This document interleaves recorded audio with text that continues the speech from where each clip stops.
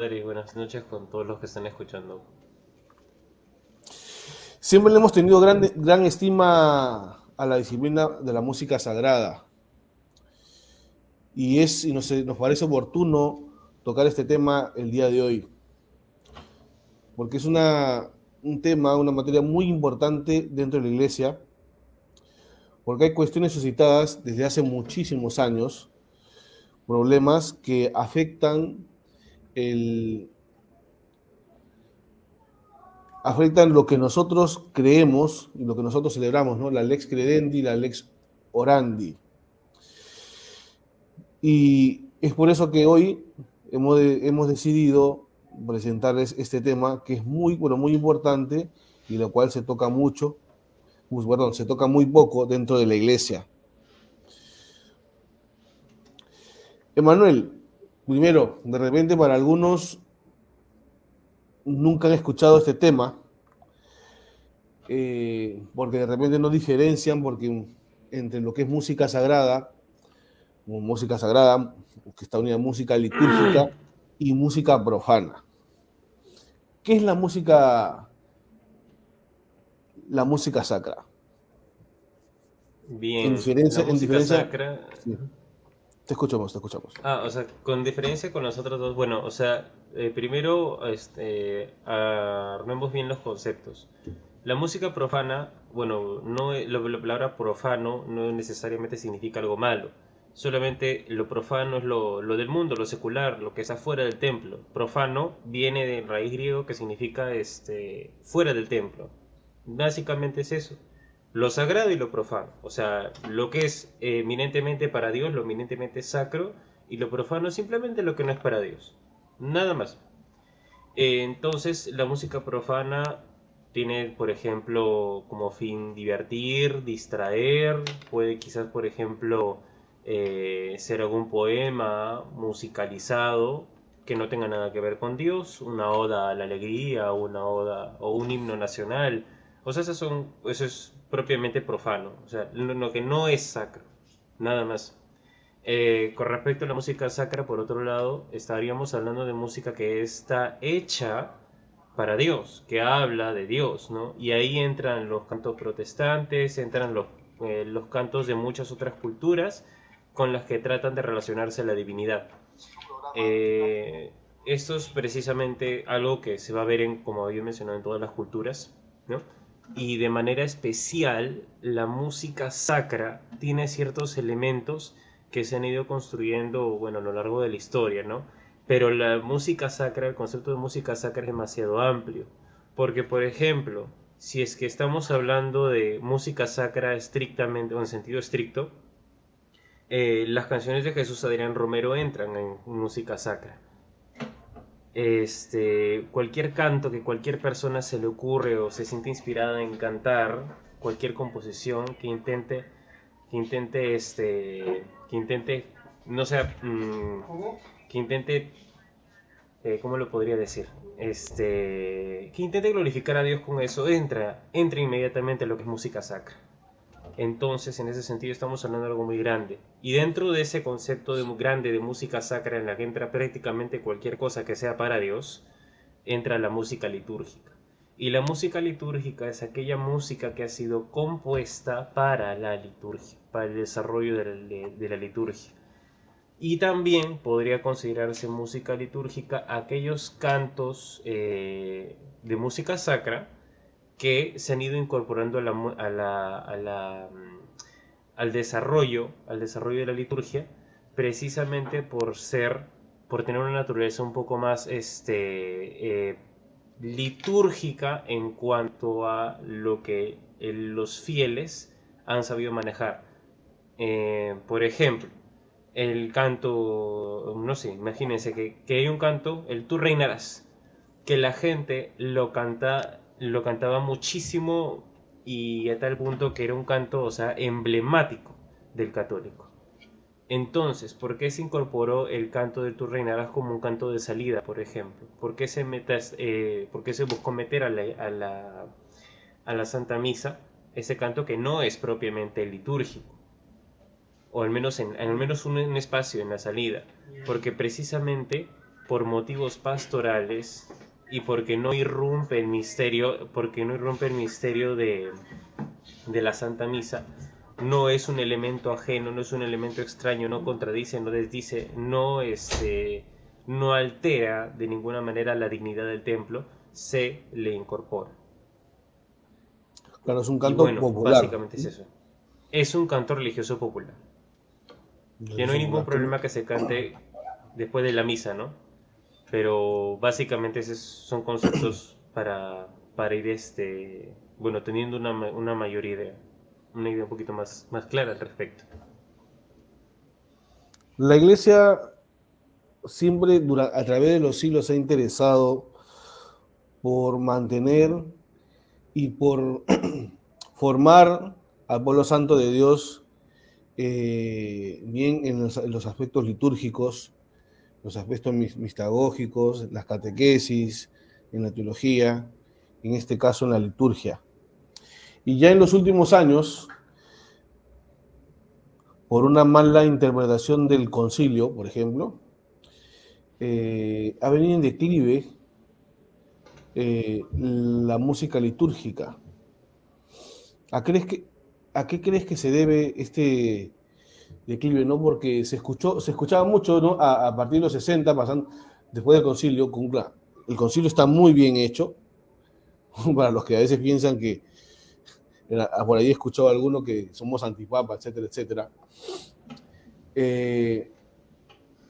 Bien, Benedicto XVI habla muy bien del concilio, de la hermenéutica de la continuidad, de la hermenéutica de la ruptura y de la hermenéutica de la congelación, ¿no? Algunos, claro, se han quedado en la hermenéutica de la congelación, pero en nuestra iglesia, últimamente, en muchos lugares, pero muchos lugares, se está quedando con la hermenéutica de la ruptura, es decir, lo anterior no sirve, lo nuevo, hay que hacer cosas, una liturgia nueva. ¿Para qué? No sé si has escuchado tú, que eres un joven de parroquia, para atraer más a los jóvenes. Eso viene desde los años 60, fines de los 60, años 70.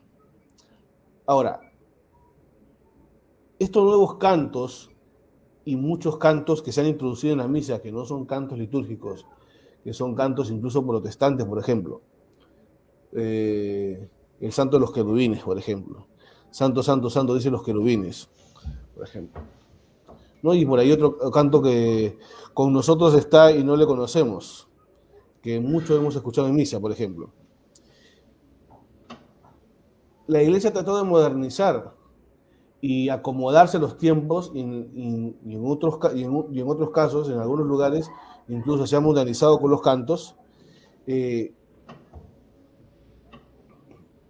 Realmente, al modernizarse con los cantos, y es más, en otros lugares, componiendo música estridente, con baterías, etcétera, etcétera, que no se escucha la voz ni siquiera del cantor.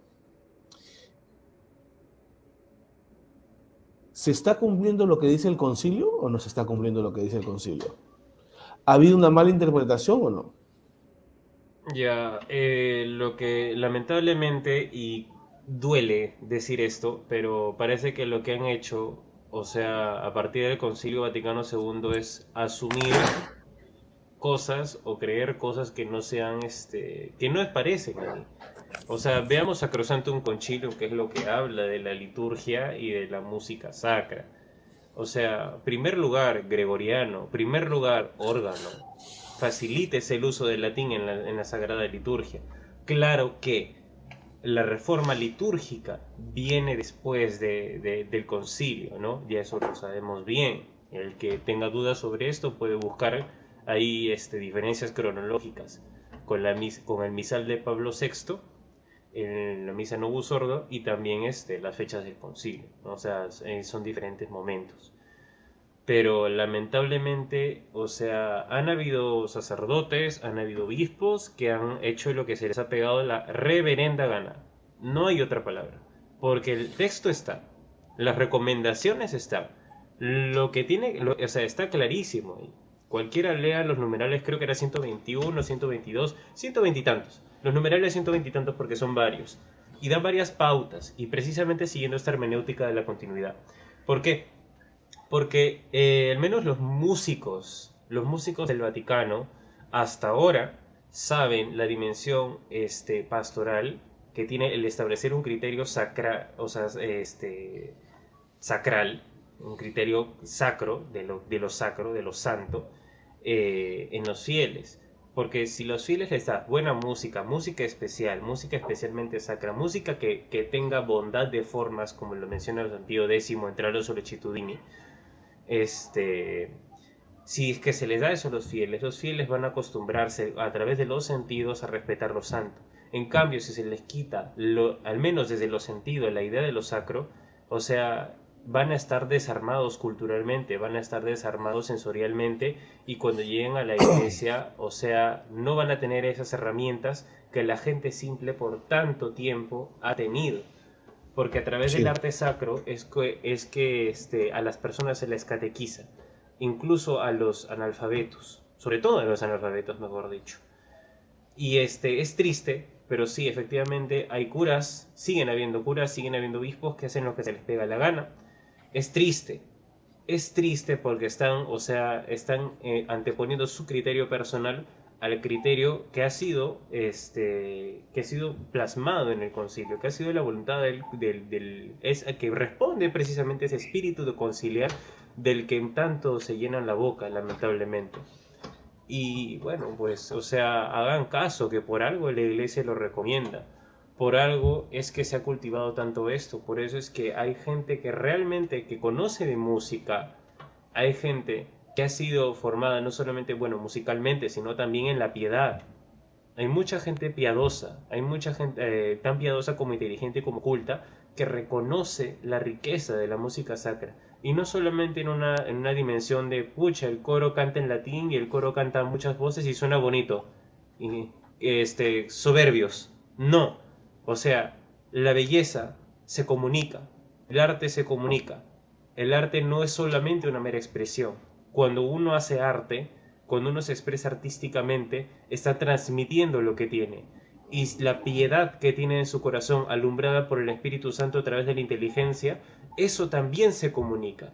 Y susurra, o sea, de esa manera una persona, o al menos el autor de los cantos de música sacra, o de las piezas de música sacra por último, comunican lo que el Espíritu Santo les ha sabido infundir, y de esa manera también hacen una catequesis, al menos a nivel sensorial, y eso es muy importante. Pero sí, volviendo a la pregunta, lamentablemente han habido muchos curas que han hecho lo que se les ha dado la reverenda gana, y así no funcionan las cosas. Sí, ¿De qué unidad estamos hablando? Acá, sí. si vamos a hablar del espíritu del concilio, busquemos lo que dice el concilio, primero, Sí, en primer lugar. justo tengo el concilio a la mano y también de repente yo supongo, al final en algún momento voy a leer los comentarios, pero vamos a centrarnos en lo que dice el concilio. Ahora, hay que tener en cuenta que lo dice la Santa Madre Iglesia, que cuando el Papa se pronuncia de manera solemne, ex cátedra, eh, es infalible, no falla. ¿Por qué? Porque se Ujú. pronuncia sobre fe y costumbres. Cuando los obispos están en el concilio, en comunión con el Papa y con el Papa a la cabeza, y se hacen pronunciamientos sobre fe y costumbres, es infalible, no falla. Y miren lo que dice el Concilio Vaticano II, porque no estoy diciendo cosas que a mí me parece, ni Emanuel está diciendo cosas que a él le parece. Hay numerosos documentos que hablan al respecto. Y justo voy a tocar lo que dijo Emanuel en el numeral 116 del Sacrosantum Concilium, en la parte sobre la música sagrada. La Iglesia reconoce el canto gregoriano como propio de la liturgia romana. Nosotros somos católicos del rito romano. En igualdad de circunstancias, por lo tanto, se le debe otorgar, escuchen bien a todos, el primer lugar en las acciones litúrgicas. Es más, se puede hacer canto gregoriano incluso hasta en español, para aquellos que dicen, bueno, no se entiende, pero se puede hacer. Los demás géneros de música sacra, y en particular la polifonía, de ninguna manera quedan excluidos de la celebración de los oficios divinos. Sí responden al espíritu de la acción litúrgica según el artículo 30.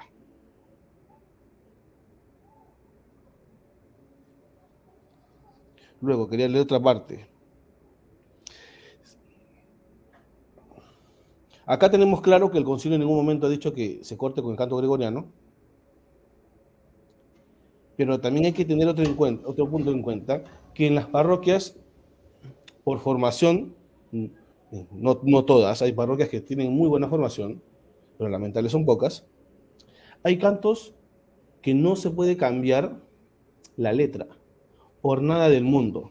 Eso es tradición, es bíblico y no se puede cambiar por nada del mundo. Uno de ellos es el Kiri, el Ten Piedad. No se le puede añadir más cosas al Kiri, al Ten Piedad. Revisamos los documentos. Ahora, lo que estamos diciendo, ojo, no es para hacer sentir mal y decir, tú estás haciendo mal, te vas a condenar. No. El punto está en que si nosotros tenemos una buena formación, y vivimos lo que creemos, la lex credendi, entonces también viviremos como Dios quiere la lex orandi, lo que nosotros celebramos, que es la Santa Misa, el Santo Sacrificio del altar. Si le damos un recto culto al Señor, eso se reflejará en nuestra vida. Y para eso estamos llamados a ser fieles a lo que nos manda la Santa Madre Iglesia. Cantos que no se cambian, el Ten Piedad, el Santo, el Cordero, y no sé si se me olvida uno más, el Gloria. El Gloria. El Gloria. No se puede cantar cualquier tipo de Gloria.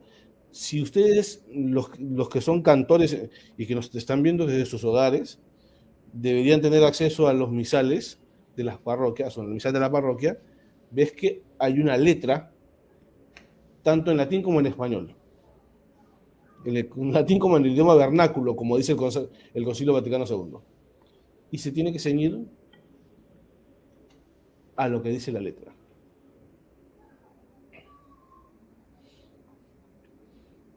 ¿Algún comentario al respecto, Emanuel? Sí, efectivamente. O sea, tomen en cuenta de que si queremos cambiarle la letra a cualquiera de esos cuatro cantos que vienen a ser parte del ordinario de la misa, es como si estuviéramos, o sea, agarrando en una rabieta de niños o en o no sé, en un arranque de emoción y con una crayola estuviésemos garabateando el misal. No porque no me gusta, no porque atrae a los jóvenes, no porque no es pastoral, no porque no me gusta y no porque la gente no se sabe otro gloria, que es la típica, que se suele escuchar. Y sí, no se saben muchos glorias, pero hay un montón de glorias para aprender. La idea es buscar y darse el esfuerzo de aprender algo nuevo. O algo que simplemente no es tan nuevo, sino que hay que desenterrarlo un poquito. Y bueno, pues con respecto al señor Ten Piedad, sí se le puede añadir algo, pero dependiendo de la celebración. Y eso vendría a ser el tropo. El señor Ten Piedad puede tener un tropo que es un texto añadido. Y ese tropo puede ser, por ejemplo, te alabamos Señor, tú eres Dios de la luz, no sé, cualquier cosa. Señor ten piedad, Señor ten piedad. Tú, Cristo Jesús, que viniste al mundo por amor, nos redimiste, Cristo ten piedad, Cristo ten piedad. Espíritu Santo, que acompañas a la iglesia, ¿no? Hasta el fin del mundo. Señor ten piedad, Señor ten piedad. O sea, eso por ejemplo puede añadirse. Sin embargo, hay estructuras de tropos que aparecen en el misal. Uh-huh. Para el resto de cantos sí obedece otros criterios. Esto es muy importante. O sea, en primer lugar, el criterio de criterios. Y para todos, bueno, espero que me estén escuchando personas que estén en coros o que dirijan coros. ¿Cuál es el criterio? ¿Cuál es el criterio principal para escoger los cantos en misa? Primero, que estamos cantando una misa. No es un culto cualquiera, no es una procesión. que para hacer una procesión hay criterios. No estamos cantando un Vía Crucis, porque para cantar un Vía Crucis hay que tener criterio también. Estamos cantando la misa, en la que Cristo, a pesar de toda la indignidad de la feligresía, a pesar de todo lo que hemos hecho de malo, a pesar de todo lo indignos que podemos ser, o sea, se manifiesta como Cordero de Dios, se manifiesta como alimento para que nosotros podamos santificarnos. O sea, la misma estructura de la misa es una estructura sacrificial, eso no se lo quita a nadie. Y no estoy hablando nada que sea pucha de la Edad Media. Eso es algo de siempre. Que la misa es un sacrificio. Es un sacrificio de amor, es un sacrificio incruento, pero es un sacrificio en el que el amor de los amores se da como alimento para nosotros, para que nosotros podamos santificarnos.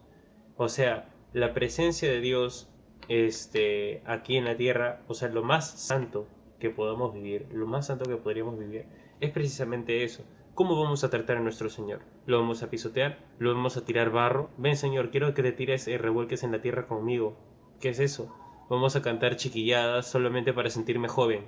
No pues, o sea, tratemos a Dios como lo que es. Bien, se hace nuestro hermano porque asume la naturaleza humana.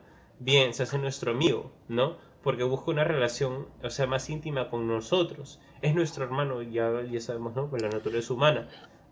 Pero también es Dios y también es Rey, hay que tratarlo como eso. Entonces, con esto cierro, o sea, hay que tratar a Dios como Dios. Nos hemos olvidado de tratar a Dios como Dios. Hay muchos sacerdotes que se olvidan que Dios es Dios. O sea, solamente se concentran en el hermano Jesús o hasta en el flaco. ¿Qué es eso de llamar flaco a Jesús? No lo entiendo realmente. O sea, ya no tenemos idea de quién es Dios, ya no tenemos idea de quién es Jesús. Y eso también se refleja en la música. Hay que pulir esos criterios. Claro, muy bien lo que has dicho. Y ahora quería hacer que me hagas hincapié que te explayes todo lo que quieras en este punto que te voy a preguntar. Sobre la música, sobre los instrumentos litúrgicos y la música estridente que está propagado en muchos lugares dentro de la misa. Te hago una introducción. La liturgia, la Santa Misa es el santo sacrificio del altar. Y si nosotros queremos profundizar en lo que es la Santa Misa, es bueno. Para todo católico, les recomiendo, es recomendable leerse la introducción a la liturgia de Cardenal Ratzinger, luego Papa Benedicto XVI. Y hay numerosos documentos sobre la liturgia. La liturgia es el cielo. Una de las cosas que más me sorprendió de lo que he leído es que es el cielo en la tierra, ¿no? Una celebración cósmica, ¿no? Nosotros estamos en la iglesia terrestre orando por el Papa, por los obispos, por toda la iglesia, porque la liturgia tiene una riqueza no solo litúrgica, sino teológica, y una liturgia bien llevada es una muy buena catequesis, como has dicho hace un momento, pero también nosotros estamos rezando por la iglesia purgante y nos unimos a la iglesia celeste, a la iglesia del cielo, de los santos que están contemplando el rostro de Dios. Ahora, en algún momento una santa dijo, ¿no?, que es un pedazo del cielo la Santa Misa. Otro santo, no recuerdo el nombre, dijo, es el cielo en la tierra. ¿Qué dice la Santa Madre Iglesia al respecto sobre los instrumentos litúrgicos? Bien, o sea, un breve recorrido histórico. Tomemos en cuenta de que, bueno, durante los primeros años de la cristiandad no habían instrumentos propiamente dichos litúrgicos, solamente habían juegos de voces. Esa continuidad la podemos encontrar, por ejemplo, en los ortodoxos e incluso en los musulmanes. Recordemos que el Islam, espero que no baneen memes católicos por esto, pero recordemos que el Islam, o sea, básicamente es una especie de cristianismo extraño, porque se alimenta incluso de fuentes apócrifas. Culturalmente, los musulmanes agarran bastante del cristianismo de la época. y eso también incluye su música sacra. No tenemos una música que no tiene instrumentos, una música que es solamente puras voces. Los ortodoxos también. Los ritos orientales mantienen, por ejemplo, también esta tradición. Y por muchos siglos, o sea, la iglesia ha mantenido esta realidad. O sea, lo mejor es a capela. A capela significa como en la capilla, literal. Y o sea, como en hace la capilla. obviamente hace una referencia a eso, o sea, cantar en la capilla, que es un templo chiquito. No vas a meter un órgano de tu voz ahí. ¿Qué es la Claro. mejor para llenar una capilla pequeña? Las voces. Las voces de, por ejemplo, quizás los monjes. Las voces quizás de las personas consagradas que estén ahí, de las monjitas de claustro, ¿no? Eso es algo muy interesante. Y la pureza vocal, el oído se desarrolla más sin ayuda de instrumentos. Es mejor, es muy rico, es muy bueno, muy favorable cultivar el canto a capela. Así sea polifonía, así sean 4 voces, 8 voces, 16 voces, sin instrumentos es algo muy recomendable para la educación musical de los coros. No digo de que tocar instrumentos esté mal, estoy partiendo de ese hecho. Ahora, luego se añaden otros instrumentos y ahí hablaríamos de la música sacra como un conjunto grande y la música litúrgica como un subconjunto de la música sacra. Porque, por ejemplo, para la música sacra, que no sea litúrgica, se utilizaban muchísimos instrumentos. Se utilizaba el laúd, se utilizaban cuerdas, se utilizaban vientos, se utilizaban muchas cosas, muchos instrumentos muy bonitos y ritmos muy alegres. Pero al momento de referirse al culto litúrgico, estamos hablando de una música que no es tan alegre, que no es tan jocosa y que no da ganas de bailar, sino que da ganas de contemplar. Eso es un criterio también muy importante al momento de escoger el instrumento. Ese instrumento, más que de darnos ganas de bailar, como el Gloria Taquillacta, que uno lo escucha y da ganas de bailar, tiene que ayudar a contemplar. Ojo, no significa que la misa tenga que ser súper aburrida o tiene que ser solamente para místicos. No, estamos hablando de melodías cuya música evoquen ciertos sentimientos. Pueden excitar los sentimientos, pueden generarnos alegría, pueden generarnos emoción, pero jamás esa emoción va a estorbar los sentidos para que evitemos concentrarnos en el misterio. Tiene que ayudarnos a centrarnos en el misterio. Ese es el fin pastoral de la música sacra, de la música litúrgica, mejor dicho. Entonces, tomando en cuenta esos criterios, la iglesia no ha necesitado decir este instrumento sí, este instrumento no, este instrumento va, este instrumento ni se les ocurra que venga. O sea, se ha guiado básicamente de la continuidad de la tradición musical, porque incluso la misma gente que tenía un sentido religioso muy desarrollado entendía, sin que se le explique, qué música tiene que ir en la misa y qué música no tiene que ir en la misa. Ese es un criterio que obviamente ahora se ha relativizado, ha cambiado, en fin, con cada cosa que ha sucedido en la iglesia. Y no es algo de los últimos 50 años, si no estamos hablando de los últimos 300 años, porque han habido cambios muy vertiginosos, se ha mezclado lo sacro y lo profano, esto no es actual, esto es, como había mencionado, hace unos 300 años. Escuchen la misa de Giuseppe Verdi, sí, Giuseppe Verdi hizo una misa, la escuchen la misa de Mozart, estamos hablando de misas que tienen, Revolución. o sea, sí, bueno, claro, tienen elementos revolucionarios, pero o sea, ya hay un punto en el que se mezcla lo sacro y lo profano, y eso que genera problemas. Cuando se mezcla lo sacro y lo profano se están confundiendo las cosas, y ahí ya ocurren problemas. Entonces, ¿Esto sí, viene, padre. esto viene consecuencia de la ilustración? Podríamos decir que sí, pero la ilustración simplemente es una de las tantas grietas que han habido por las que se ha filtrado esta corriente. Porque incluso, o sea, ese ímpetu es totalmente humano, solo que hasta qué punto llega a legitimarse. Se llega a legitimar por la fuerza con la que viene esta corriente y qué tanto se difunde.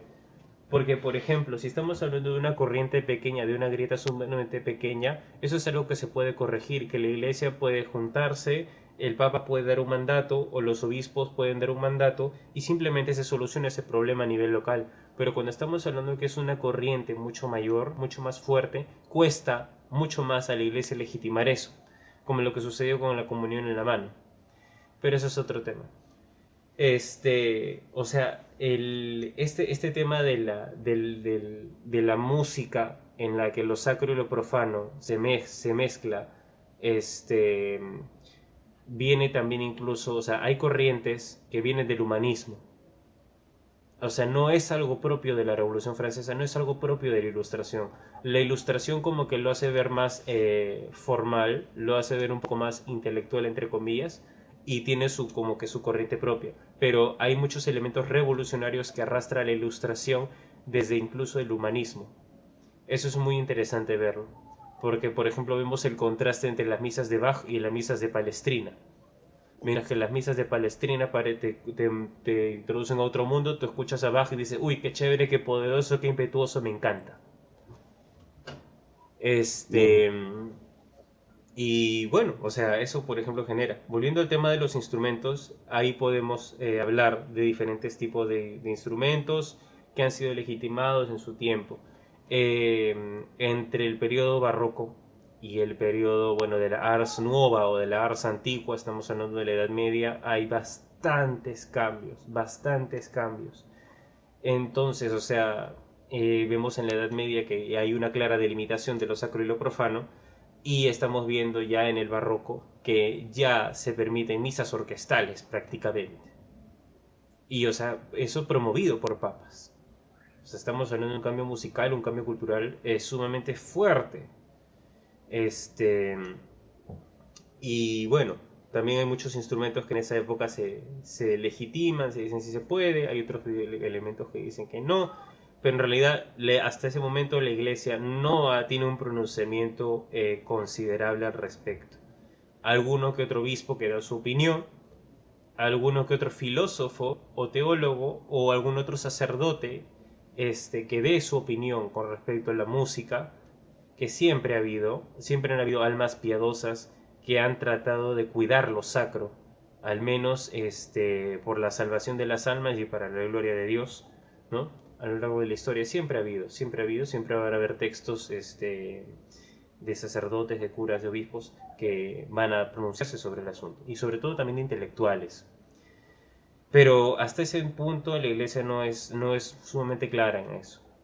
Ahora, después vemos que esta revolución, este choque entre lo sacro y lo profano a nivel musical llega a tal punto que San Pío X, junto con muchos otros músicos de su época, hacen una reglamentación. En 1903, justo el año en el que entra San Pío X al trono pontificio, decreta el Inter Sollicitudines o Tra le Sollecitudini in italiano, en el que se ve la necesidad de establecer este documento como un código jurídico de la música sacra, de la música litúrgica.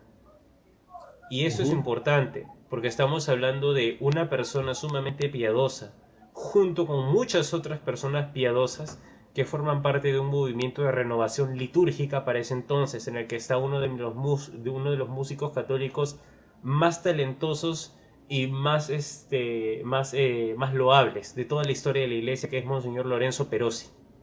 Y recomiendo mucho que escuchen Lorenzo Perosi. Él también estuvo militando, por así decirlo, por esta causa de renovación de la música sacra. Precisamente ahí también es cuando se vuelven a reestudiar los cantos gregorianos, se arma todo otro códice, se estudian a fondo y todo eso. Entonces, en este punto que estoy hablando, 1903, recién a nivel, por así decirlo, jurídico, por así decirlo, es que la iglesia se pone los pantalones y dice esto sí, esto no, esto sí, esto no, esto ni se te ocurra. Entonces, acá también San Pío X, desde la cultura que ha sido formado, desde los criterios que ha podido desarrollar en su contexto, obviamente con la iluminación del Espíritu Santo, porque San Pío X fue un hombre, un excelente músico, pero también fue muy piadoso, fue un hombre muy piadoso, y la piedad es un criterio importante si es que vamos a hablar de arte sacro. La piedad es importantísima, porque la piedad es el ojo sobrenatural para poder hacer que el arte sacro tenga esencia de arte sacro. Bien, eso es muy importante. Y San Pío X fue un hombre muy piadoso, que a pesar de todos los elementos revolucionarios, a pesar de todas las influencias musicales, porque han habido fuertes influencias musicales, sobre todo en Italia, porque Italia es sumamente romántica, a pesar de todas de esas influencias, tuvo un excelente criterio y se guió precisamente de los criterios fundamentales que tiene que tener todo músico católico, todo corista, todo coreógrafo, todo director de música litúrgica o que quiere cantar en misa, que es que el canto tiene que dar gloria a Dios primero y segundo, como consecuencia del primero, santificar a los fieles o propiciar el medio para que se santifiquen. Por música litúrgica es música litúrgica porque está a servicio de la misa, ya lo sabemos. ¿Y para qué está a servicio de la misa? Para la gloria de Dios. Y yo, ¿cuál es mi intención pastoral para servir en misa? Para poder ayudar a los fieles a que puedan recibir de una manera más perfecta las gracias de la misa. Los estoy ayudando sensorialmente. Es como que una especie de inspiración extra. Pues así como la música, así como algunas películas les ponen ciertas melodías, ciertas melodías, ¿no? Para que los oyentes se estén, por así decirlo, más sensibles, más dispuestos, más abiertos al mensaje que se quiere dar. Igualito, esa es la función de la música sacra. Y entonces, o sea, repito esto bastantes veces porque con esto vamos a pensar qué es lo que se debe tocar en misa, qué no se debe tocar en misa. Hasta ese momento, estamos hablando de 1903, nada que ver con el piano. Al piano ni se les ocurra meterlo en misa. Ojo, estoy hablando de 1903. Que sí, o por si acaso sigue vigente esto. O sea, si quieren irse a lo jurídico, guíense detrás de Sollicitudini. Eso no está pasado de moda. San Juan Pablo II lo ha ratificado en su quirógrafo.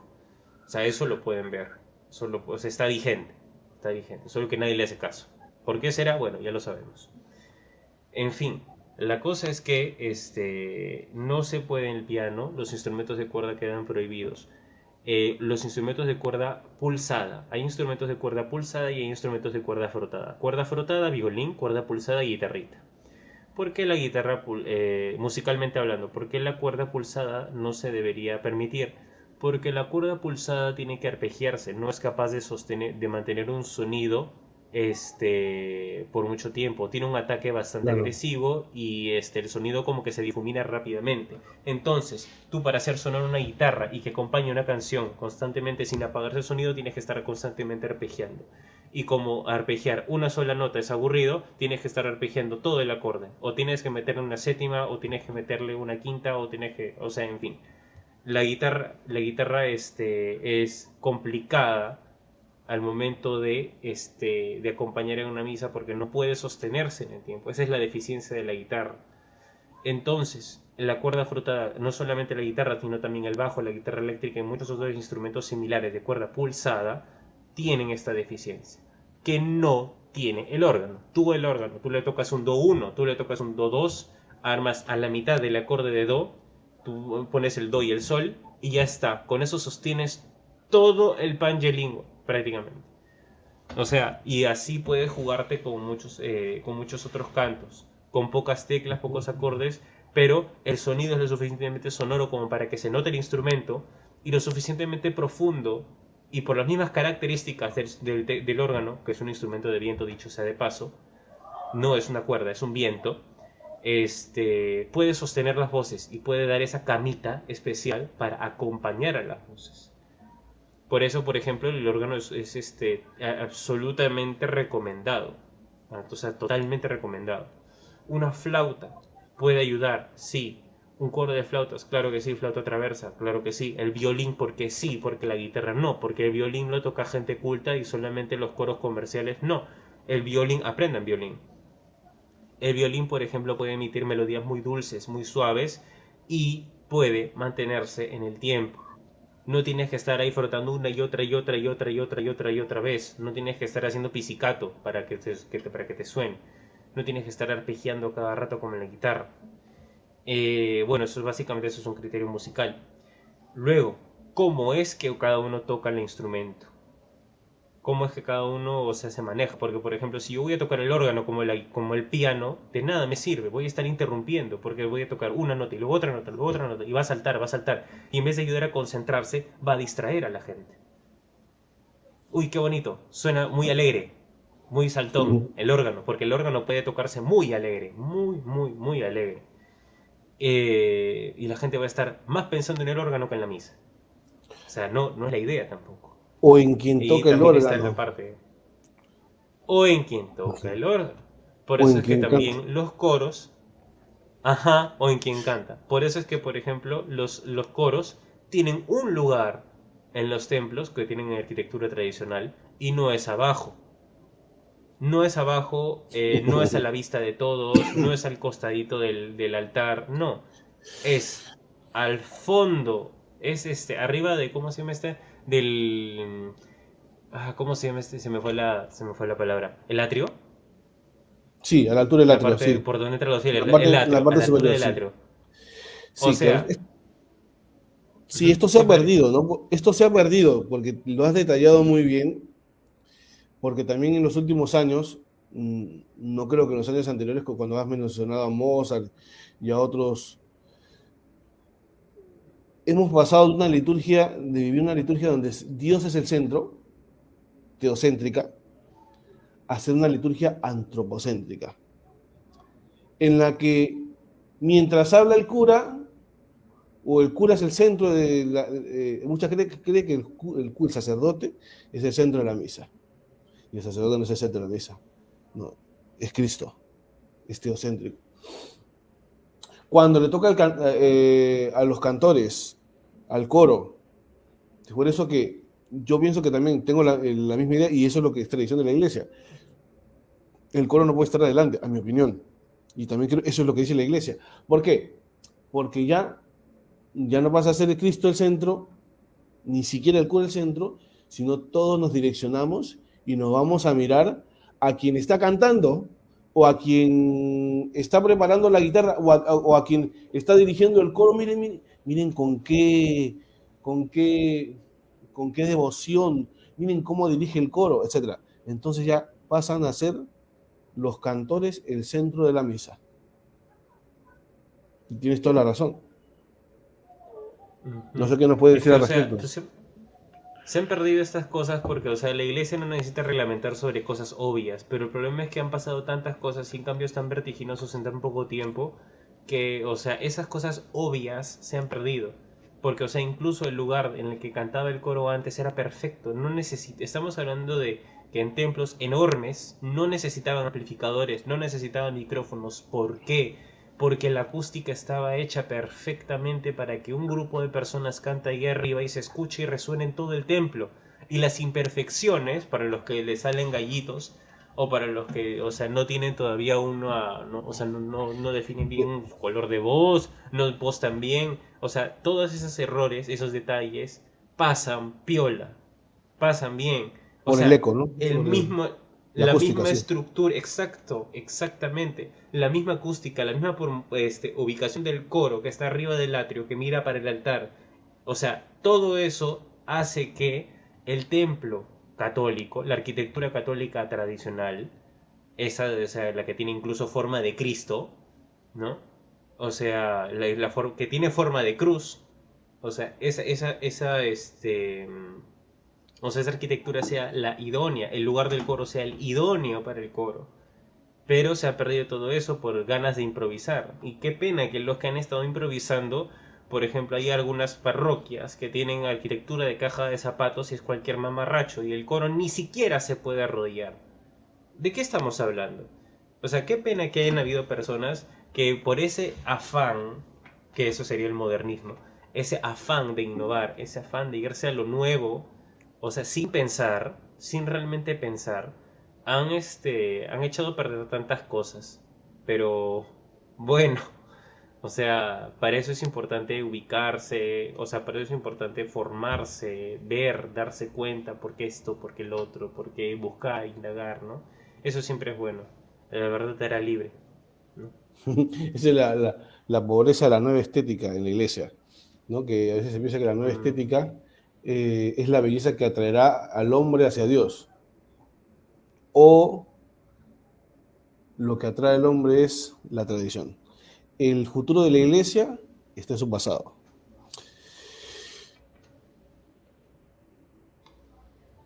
Hay una crisis de fe dentro de la repito. iglesia. Sí, sí, te escucho, te escucho. O sea, no, justamente decía de que, o sea, y esto para las personas que estén escuchando esto y que digan, uy, no, tradición, tradición, tradición, tradición. O sea, lo que da forma a la tradición no es más que las enseñanzas de Cristo tomadas y difundidas y cultivadas por personas con piedad. Porque lo que ha hecho que la tradición se mantenga viva es precisamente el mensaje de Cristo que se ha dejado ver por la tradición. La cultura católica tradicional no es por, o sea, no es buena, no es virtuosa por el simple hecho que sea tradicional. No es porque, uy, tradicional, lo máximo, no, sino es porque tiene elementos, tiene características que realmente ayudan a una persona a buscar a Dios. Y cuestionenlas, averigüen, revisen. ¿Por qué lo tradicional es tan bueno? ¿O por qué tanto nos ensañamos con la palabra tradicional y tradicional, tradicional? Porque es el resultado de lo que por varios siglos personas piadosas que amaron mucho a Dios han cultivado y les han dado el permiso y les han apoyado para que se cultive en la misa, en la iglesia, y ha tenido frutos, muchísimos frutos de santidad. Y eso es lo que nosotros tenemos que reconocer e incluso perfeccionar. Pero si es que nosotros renegamos del pasado y queremos construir todo de nuevo, y como si supiéramos, además de escupir en los esfuerzos de estas personas piadosas, además de eso, estamos haciendo un acto de soberbia, pero así grotesco. Yo sé más que 1500 años de teólogos, yo sé más de 1500 estudiosos, más de 1500 años de monjes que han dado su vida por Dios. O sea, yo solamente por el simple hecho de, no, esto va a atraer más a los jóvenes. O sea, por favor, ¿qué estamos hablando? Eso es soberbia. Claro, está muy bien lo que has dicho. Ahora, vámonos a este punto.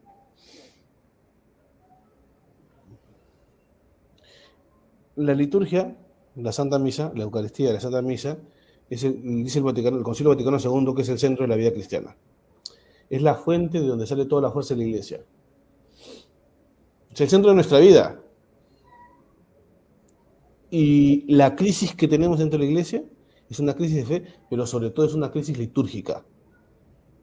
Para los que nos están escuchando. Entonces, si yo hago lo que quiero, cada, como quien dice, no algunos, ¿no? Cada cura con su locura, que cada cura haga lo que es, porque es el cura y nadie le tiene que decir nada. No, no, no. Aquí, en este tema de hoy, en este programa de hoy, no estamos hablando de lo que a nosotros nos parece, sino lo que dice la iglesia. Y yo no voy a hacer lo que a mí, si a mí se me ocurre, qué sé yo, que salgan todos con, qué sé yo, no sé, eh, pura guitarra con batería aquí en el templo, no, o sea, música estridente, esos instrumentos me van a llevar a contemplar el misterio o me van a distraer. Me va a llevar a profundizar y a meditar el misterio después del acto penitencial, perdón, después de la oración colecta, después de la homilía, me va a llevar a profundizar el misterio después de la comunión, donde estamos llamados a entrar en un momento de silencio para profundizar los misterios recibidos, o voy a estar distraído pensando a ver qué van a cantar porque me hace, como tú dijiste hace un momento, bailar o mover el cuerpo, o a profundizar o a rezar.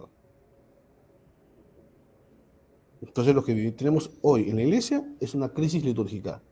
Y si no le damos un recto culto a Dios, un verdadero culto a Dios, entonces, por ende, veremos que en el día a día, no, si no le damos un recto culto a Dios, no podemos vivir nuestra vida cristiana. Si tenemos una mala catequesis dentro de la liturgia, en la vida diaria, eh, no podemos prolongar bien lo que vivimos en la Santa Misa. Esto me hace acordar un poco al tema que yo quiero desarrollar. Que ya acabé prácticamente desarrollando mi tesina de licenciatura, que es cuando el sacerdote hace la oración post-comunión, sobre todo en el tiempo de Adviento, pero es durante todo el año, se le da una acción de gracias al Señor por todos los beneficios recibidos, pero también la oración comunión nos lleva a que después de la oración, después de la bendición, nosotros podamos prolongar en nuestra vida lo que ya hemos vivido santamente en una liturgia bien celebrada. Entonces, si yo prolongo en mi vida lo que yo ya he celebrado, entonces mi vida tiene que ser la liturgia, la prolongación de la liturgia que yo ya he vivido.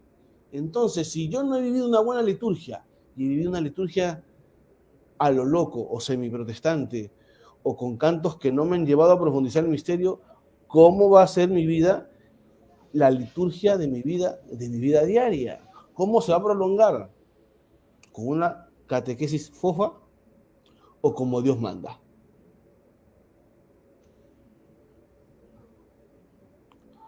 Ahora, toco una frase y me encantaría que la comentes.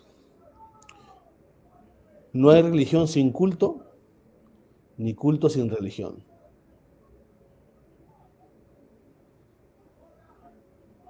Sí, efectivamente, es muy importante eso porque el culto es, o la liturgia, el culto, es precisamente la forma con la que el ser humano desarrolla su religión. ¿Y qué es religión? Religare, religere, religare más que nada, buscar ese principio creador, buscar a Dios. O sea, ¿y cómo el hombre busca a Dios? O sea, puede pensar en Dios como también puede hacer actos especiales, puede manifestarse a través de signos, puede pensar cómo relacionarse con Dios y esa relación manifestada en hechos, o sea, ese es el culto. ¿Y qué es la liturgia? Le decimos un montón de cosas bonitas a Dios y Dios nos regala dones, pero, o sea, totalmente inestimables, ¿no? Inefables.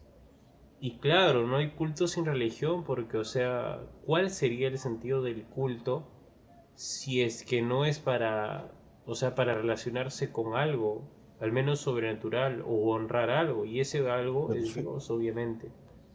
Ujú, claro, o sea, no, y es una muy buena frase. El problema es que ahora hay tanto relativismo. El problema es que ahora hay tanta, o sea, hay tanta, es que lo triste es que uno de los peores problemas que ocurren ahora es la falta de piedad. Y si es que algún sacerdote me está escuchando, o sea, ¿por qué no hay vocaciones? ¿Por qué? No hay piedad. No hay piedad. Los jóvenes no tienen piedad. Qué chévere la misa, tocan con, o sea, qué bacán, me distrae, es un momento bonito, un momento social, club social, ¿no? Súper chévere, ¿no? Pero luego más allá de eso, ¿qué? Y Ahora, los jóvenes que sí, continúa, continúa. cuestionan, que preguntan, o sea, los jóvenes que cuestionan, los jóvenes que preguntan, los jóvenes que buscan profundidad, ¿qué encuentran en los seminarios? Vamos a pichanguear, vamos a hacer memes, vamos a hacer cosas así. Y o sea, solamente encuentran mundo, no encuentran lo sacro. Y si van a decir, es que es el signo de los tiempos o sea, tú no puedes tratar a Jesús como tú quieres, sino, o sea, dejarte llevar por los signos de los tiempos, ok, dejémonos llevar por los signos de los tiempos. No está mal que un cura haga un meme, no está mal que un seminarista haga un meme, no está mal que hablemos en lenguaje del mundo. Pero si perdemos lo más esencial por querer buscar, hablar o andar en sintonía con el mundo, estamos haciendo una apostasía silenciosa. Y eso es lo que sucede ahora. Hay una gran apostasía silenciosa.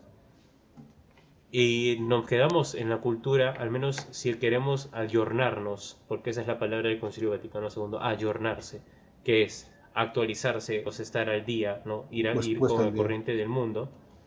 Claro, eso, la respuesta del día. Precisamente, si es que nosotros no utilizamos esta mundanización, por así decirlo, que no deja de estar superficial, para poder conquistar almas, ¿qué vamos a hacer? O sea, nos quedamos en lo superficial. Nos quedamos en una especie de extraña y enfermiza idolatría a la juventud. La juventud es heroísmo. Que los jóvenes ahora estén más concentrados en Netflix, estén concentrados en disfrutar la vida, o sea, ese simplemente es una juventud que carece de valores a los que la naturaleza humana busca. O sea, enamoren a los jóvenes con heroísmo, enamoren a los jóvenes con verdad. O sea, y ahí el joven realmente va a ser joven. Porque ahorita hay un montón de millennials, hay un montón de centennials, hay un montón de o sea, no sé, y esas palabras sociológicas que utilizan ahora para hablar de las generaciones más nuevas, que, o sea, que viven cansados, viven aburridos, les cuesta leer, en las universidades les cuesta muchísimo leer, les cuesta muchísimo escribir un ensayo, les cuesta muchísimo hacer tareas de investigación de una carrera que ellos han elegido. ¿Por qué viven tan cansados? Porque no tienen una razón para qué vivir. Y si a estos jóvenes que están tan drogados con el mundo, uno va a buscar un lugar santo y el lugar santo les va a ofrecer droga, más caramelos, o sea, ¿qué van a tener? Y quizás podría salir de ahí un magnífico cura, pero no va a encontrar nada diferente, no va, o sea, va a haber más de lo mismo, va a haber más del mundo. Y no solamente me refiero a la catequesis, sino me refiero también a la música. Si tú compones una misa rock, va a decir, ah, mira qué chévere, me gusta porque es misa rock. Y entonces simplemente lo van a añadir a su playlist de Spotify y va a quedar como una música chévere. No va a conectar con lo sagrado. Y si lo conecta como sagrado, o sea, va a generar un problema. ¿Y cuál es ese problema? Que lo sagrado funciona a mi manera. Que lo sagrado funciona a mi medida. Y eso que me hace recordar, non serviam. No te voy a servir. Yo quiero hacer lo que se me pega la gana. Así fui criado, eso me enseñaron en las iglesias, así me enseñaron de niño. Oye, esto es lo que enseña la iglesia, esto es lo que canta la gente y demás falacias. O sea, ¿qué estamos educando? ¿Qué es lo que están educando? ¿Cómo nos están educando? Al menos en la música, desde la música, estamos haciendo todo mal. Bueno, no todo mal, pero, o sea, hay muchas cosas que se tienen que corregir y no se corrigen. ¿Por qué no se corrigen? Porque los que dirigen estos coros, estos apostolados, estos ministerios, que ahora les gusta llamar, no salen de ese bucle. No van a lo sagrado, van a lo chévere. Y entonces, lo que debería unirnos a lo sagrado termina siendo chévere. Entonces, lo sagrado necesariamente es chévere. Esa asociación se hace. Esa asociación se hace. Entonces, ya nosotros no vamos al cielo, sino que mundanizamos el cielo. Le tiramos tierra y decimos, Jesús, flaco, ven a revolcarte en el barro con nosotros. Flaco y melucón. Qué pena, de Bien, verdad. sí. Pero ánimo, podemos comenzar de nuevo y hacer que... Y hablabas de las vocaciones y luego paso a los comentarios. Hay que mirar qué diócesis son las que tienen más vocaciones y por qué. ¿Qué Sí, diócesis florecen los sacerdotes que nos ven porque nos ven sacerdotes? Algunos que han estudiado conmigo, sacerdotes de Piura, algunos de Arequipa, algunos de mi diócesis también ven, eh, y por ahí algún otro que no conozco.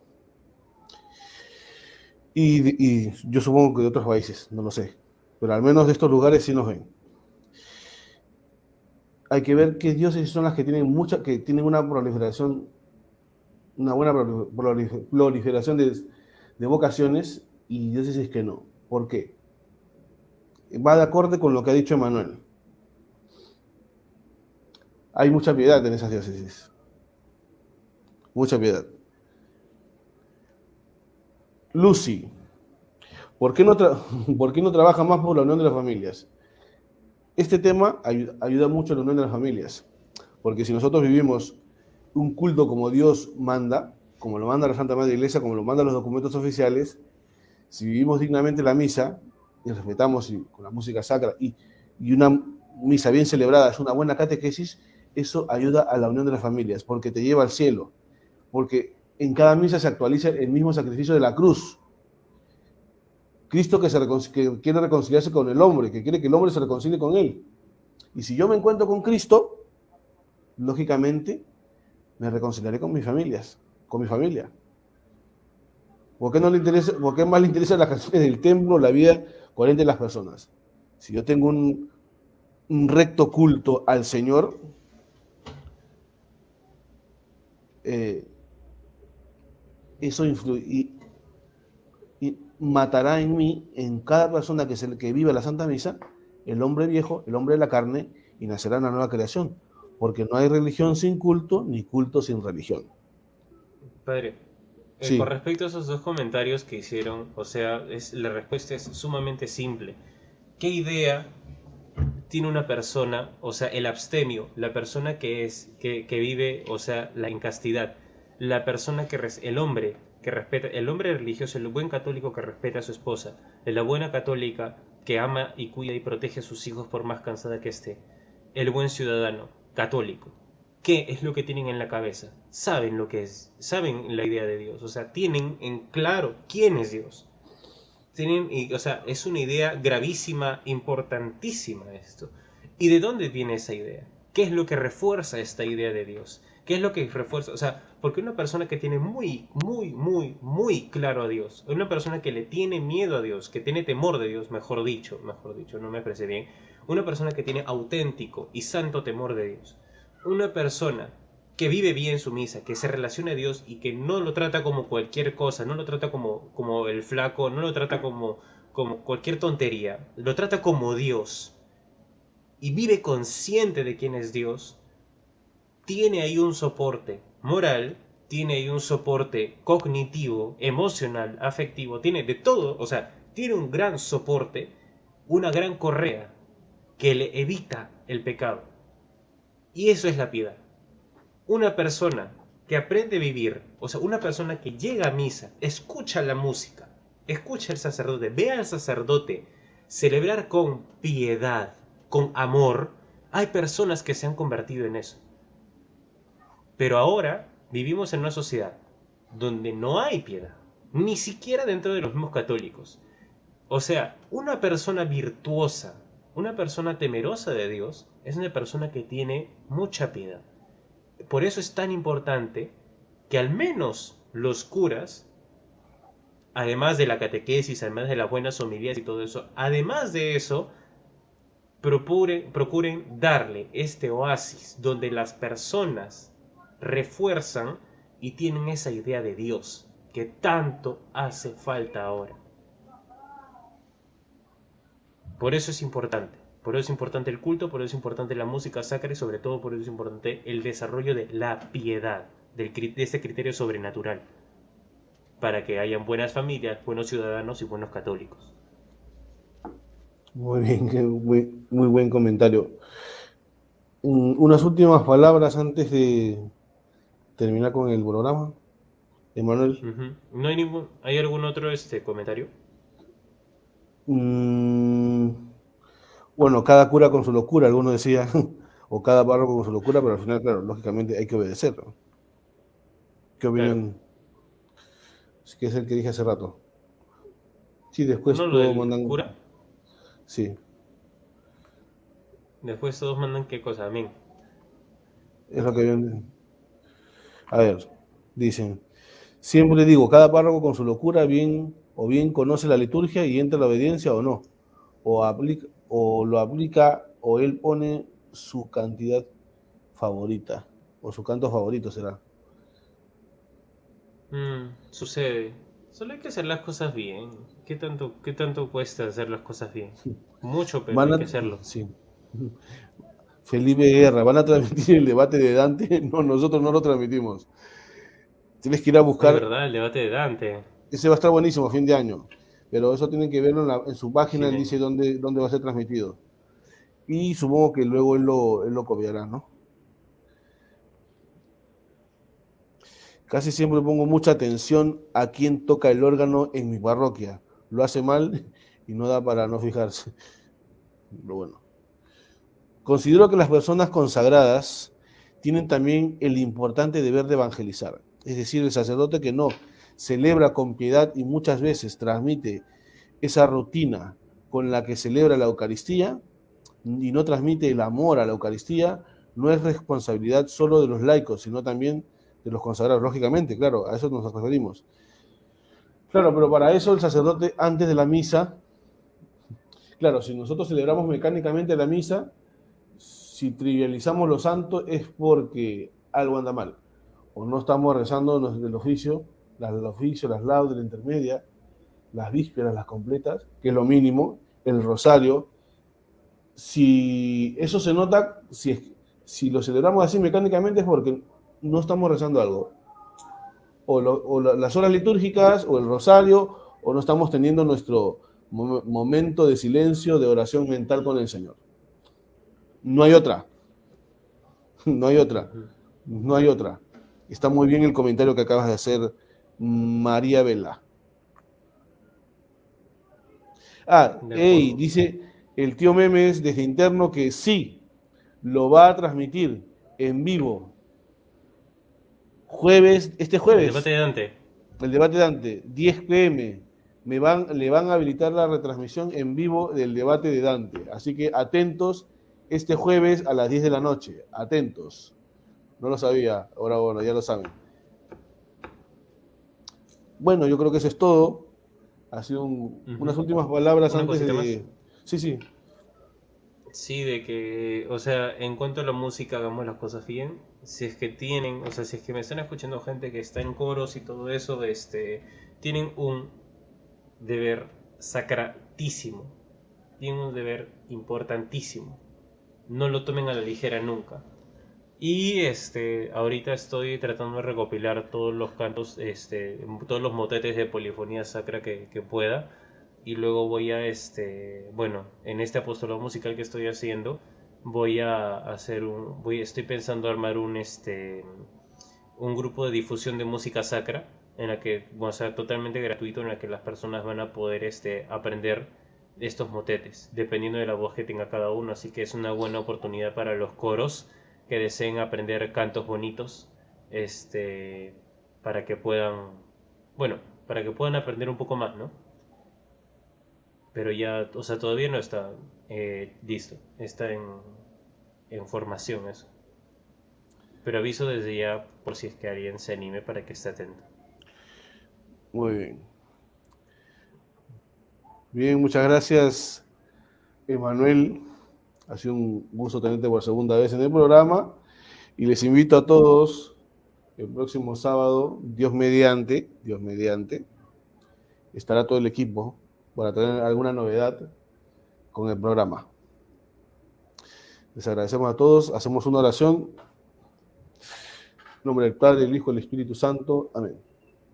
Dios te salve María, llena eres de gracia, el Señor es contigo, bendita tú eres entre todas las mujeres, y bendito es el fruto de tu vientre Jesús. Santa María, Madre de Dios, ruega por nosotros pecadores, ahora y en la hora de nuestra muerte. Señor esté con ustedes, con tu Espíritu. Y la bendición de Dios Todopoderoso, Padre, Hijo y Espíritu Santo, descienda sobre ustedes y les acompañe siempre. Amén. Bueno, que tengan un buen domingo y una buena semana. Cuídense.